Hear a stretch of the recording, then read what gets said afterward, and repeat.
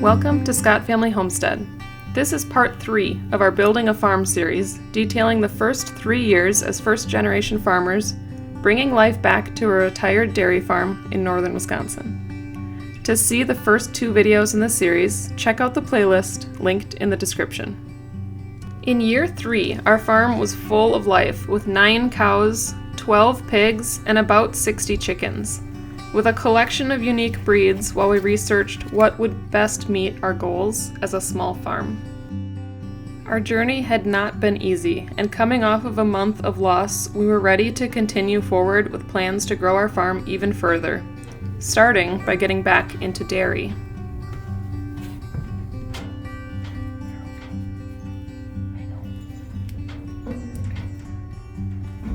Oh, I gotta show you our new addition. We brought her home yesterday. I should say Ryan brought her home. He went and got her. Our new milk cow, she is due in 2 months. And she is a little bit heftier than Lorelei was. She's on the bigger side. So the boys chose our naming theme for the year to be herbs and spices. So this sweet girl is going to be Rosemary. The boys are already calling her Rosie, which is a little bit confusing because we have a Rory. So now we have our 2 jerseys are Rory and Rosie. She came from a dairy. She was machine milked prior to this. Pretty high production, just not as high production as their Holsteins and some of their other cows. And so they were looking to sell her to somebody just like us, a small farm that doesn't need as much production.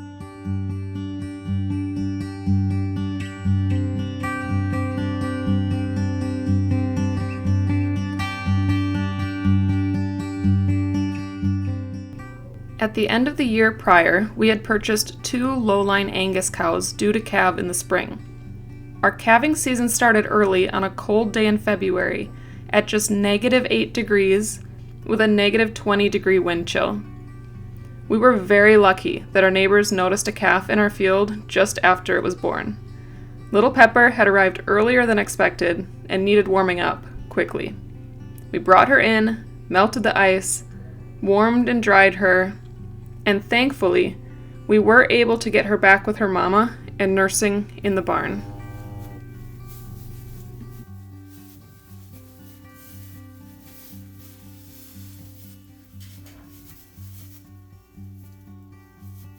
Our next new additions came from a local humane society, 2 working cats to join the barn cat that we already had.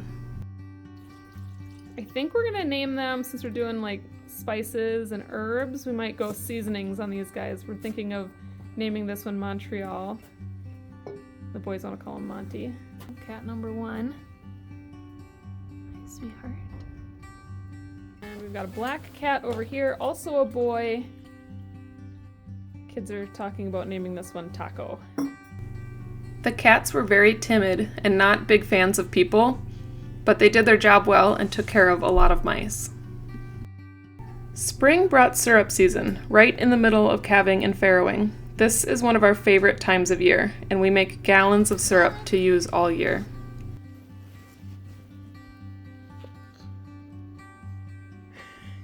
Looks very good. This is the time when it really starts to feel like spring. We got like 12 eggs in my pocket because I forgot to bring a basket. I was stoking the fire for the maple syrup. Got all the eggs. I go back inside, back to a meeting. I'll let Christine handle the rest of the stuff. So Ryan took the boys on a spring break trip, and they've done this 2 years in a row now, just to get off the farm and do something different. So they went to the beach, but it was at a time when I couldn't really get away from the farm because we were expecting babies. So we had a cow we were expecting, and then a litter of piglets that were due right when they were going to be gone, right during spring break. Right before they left, somebody local to us had a calf that they were looking to sell as a bottle baby, and Ryan just couldn't resist. So we ended up with our first little bull here of the year. We named him Fennel. We call him Fen. Fen was our very first bottle baby, and he came at the perfect time so he could bridge the gap for us in a couple years when we would need a supply of beef. Meanwhile, Babette started showing signs of labor, so we brought her into the barn and she was ready to deliver her piglets. Mama is farrowing right on time. Today is the date I had written down as her due date. She's got 3 little ones out so far. I'm here by myself. Ryan actually is on vacation with the boys, so I just have Savannah wandering the barn with me. And we're just gonna kind of watch Mama, make sure she doesn't need any help, and see how many piglets we end up with. Babette delivered 11 live piglets and 1 stillborn. Most of these piglets were sold to be grown out as feeders on other farms, but we held back a few for ourselves. And we still had a couple more babies on the way. We welcomed our little Basil here. This is Hazel. We did a tree theme last year. If you haven't been following us for a while, we do themes each year so that we can keep track of who was born when, or when we got different animals. So we've got Hazel, which it just made sense to have Basil. By April, we welcomed our very last spring calf, Sage, a full Jersey, putting us back into milk.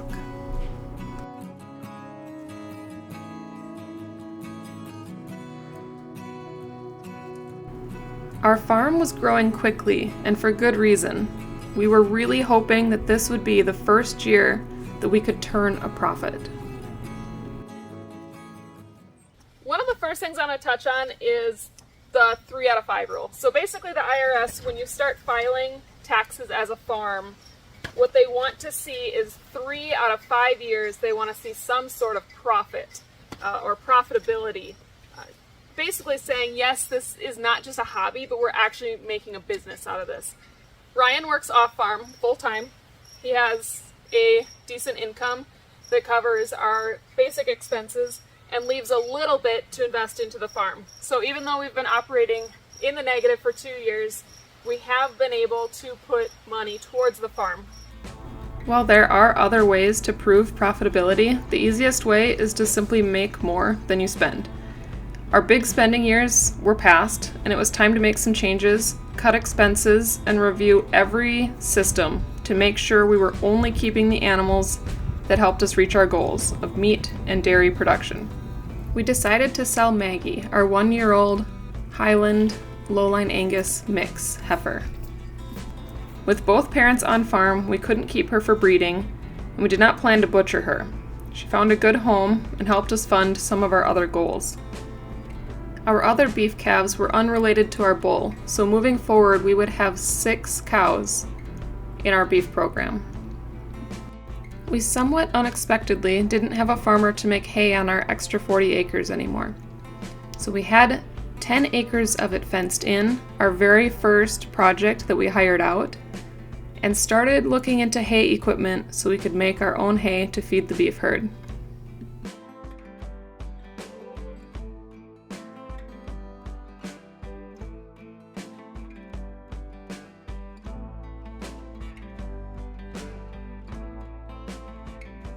We're in the process right now of buying hay equipment to make our own round bales from the 30 acres that we have left that is not fenced. This is another really big expense. The hay equipment that we purchased wasn't fancy, it wasn't expensive, it was decades older than us, but sometimes it worked. We did a lot of parts runs and needed help from our neighbors, but we made it work.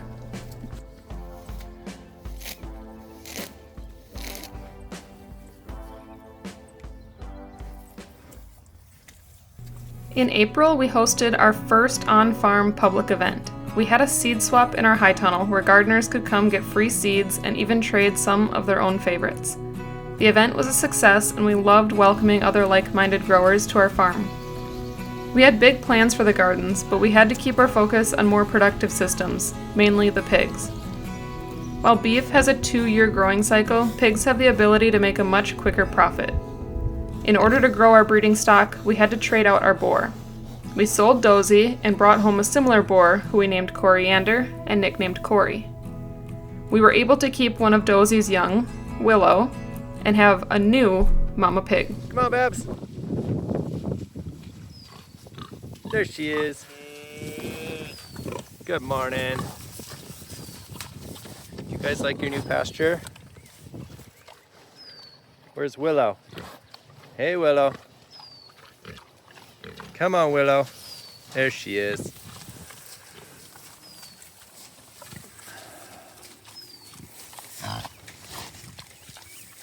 Morning, Corey. We felt really good about our springtime growth and settled into our summer routine, including new meat birds and turkeys. Oh my God, guys. We made hay while the sun shined, which was not often, if I'm being honest. It rained a lot, and it was a bit of a problem. But we successfully made all the hay we would need and more.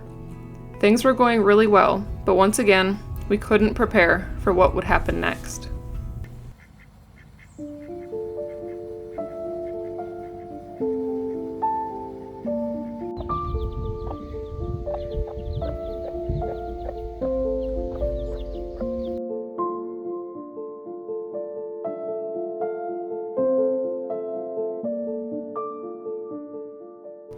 One morning in July, Ryan was notified that he was being laid off in a round of workforce reduction layoffs at the tech company he worked at. We were losing our entire income completely unexpectedly. We knew we were on track to make a small profit or even just break even on the farm, but now we were worried about keeping everyone fed, including our family. We were losing more than income. We were losing our health insurance, life insurance, investments, and more. We had to make some major changes to our spending and find a new income fast. Thankfully, our chicken, beef, and pork sales would be enough to keep all of the animals fed, and we at least had meat for ourselves and a little bit of savings. Ryan immediately started applying for jobs, and we were optimistic that he would find something soon. But after about a month, over 100 applications, and several more mass layoffs at tech companies around the country, we really started to worry. Our focus turned to the farm, but with everything in motion, we couldn't easily increase profits. We were already running with as little spending as possible and couldn't really cut any costs. We decided that we had to sell Rory.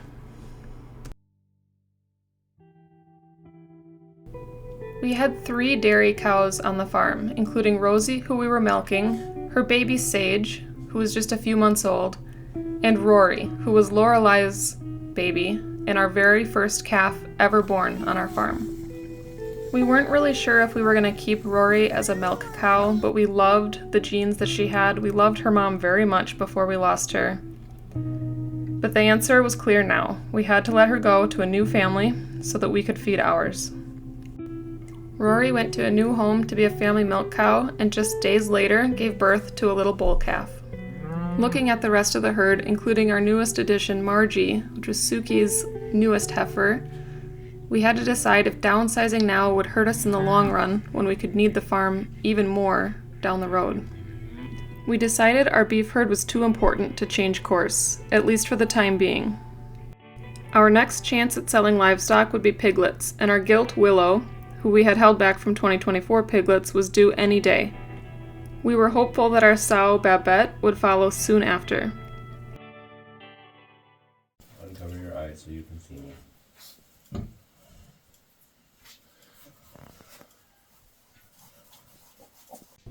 Willow had 10 piglets in the middle of the night, completely unassisted. She was a great mama, following in her mom Babette's footsteps. She didn't lose a single piglet. Once big enough, her and her babies headed out onto pasture, and we waited for Babette to show signs of her own piglets. Babette's farrowing window came and went, and she never showed any signs of filling with milk, no signs of labor, and no piglets. We lost our chance at her fall piglets with no sign at what had gone wrong. On a positive note, our neglected garden had still produced a large amount of food. Canning season was in full swing and the pantry was filling up. Our freezers were full, and our beef, pork, and chicken were selling better than ever. We found homes for 5 piglets and sent 4 feeders to the butcher. Our meat bird program had produced over 200 chickens, and our steer meat sold out quickly.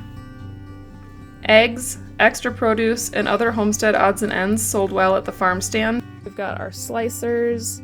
Most of those are mortgage lifters. They are delicious. We've got some really cool varieties of heritage tomatoes here to give it a try.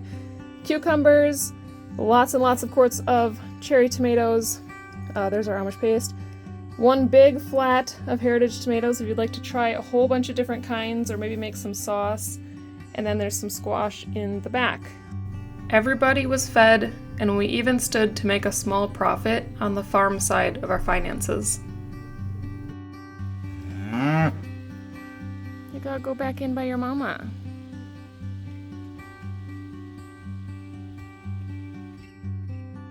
With nearly 300 job applications, numerous interviews, and a very competitive job market, we entered the end of the year focused on the farm.